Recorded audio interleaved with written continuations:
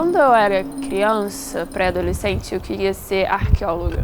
Acho que essa coisa de encontrar algo que já foi e tentar entender e não ter certezas, só ter hipóteses, acho que isso me atraía de alguma forma. E aí depois eu fiquei mais velha e queria ser arquiteta. Pensar espaços que refletissem as vontades, desejos, sonhos, mas também as necessidades das pessoas. E eu acabei fazendo desenho industrial. E hoje eu sou artista. Eu acho que a minha produção, ela carrega muito dessas vontades, desses interesses que me faziam olhar para essas outras atuações.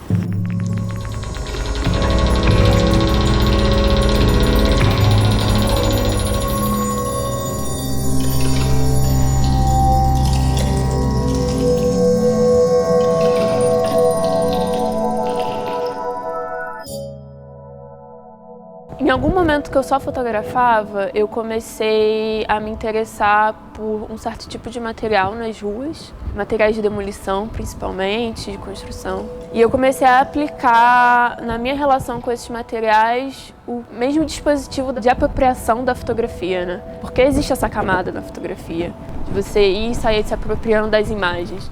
Mas para além das imagens, eu também queria o material, eu queria a presença, eu queria a carne. Então eu comecei a recolher vários dos materiais, levar para o ateliê, relacionar eles com as imagens. Tem algo que me interessa também na minha relação com esses materiais que eu recolho, mas não só que eu recolho, né, porque eu também faço muita coisa no ateliê.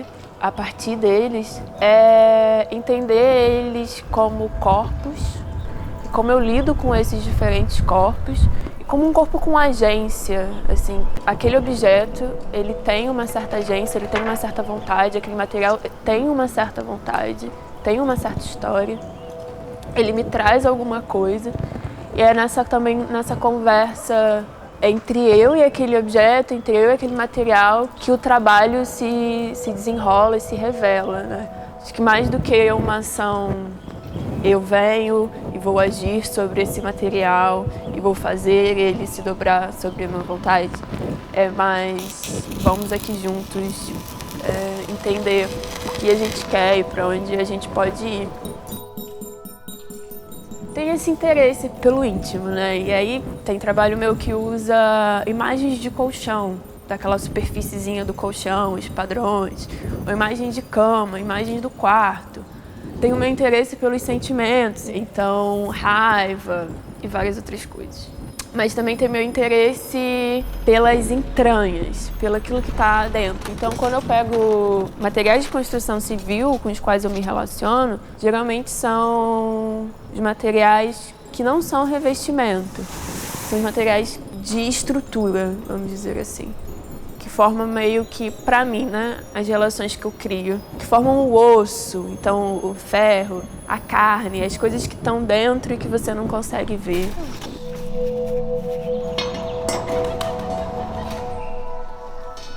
O que se degrada segue em frente, de Ana Clara Tito, inaugura o Supernova, que é o programa de exposições individuais dessa atual gestão do ManRio. Essa é uma exposição que traz um pensamento e um estudo sobre forma e matéria, principalmente a forma escultórica.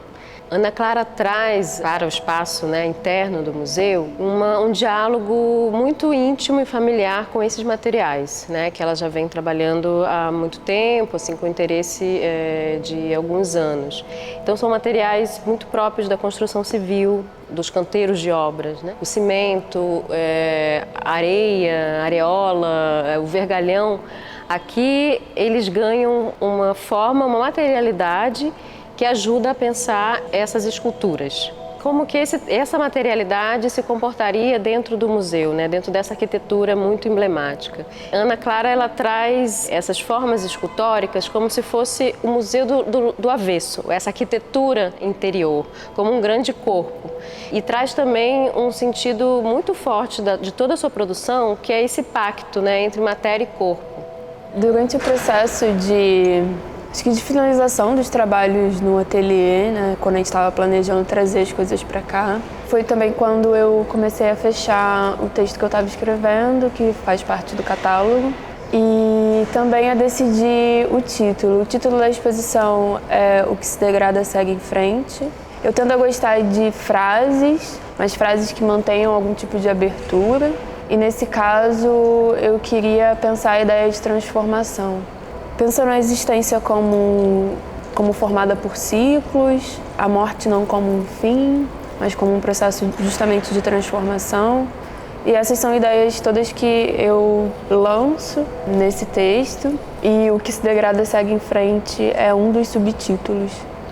A maior parte dos trabalhos aqui, eles não têm título. O complexo até hoje tem sido sem título. O complexo é o tipo do trabalho, não o título. Então achei que seria importante trazer um título. A gente tem um meio título entre parênteses e um título principal. Uma parte do título desse complexo é Eu Vim de Novo, Eu Fui. Eu lembro que algumas vezes eu falei sobre a ideia de degradação como um movimento duplo no tempo.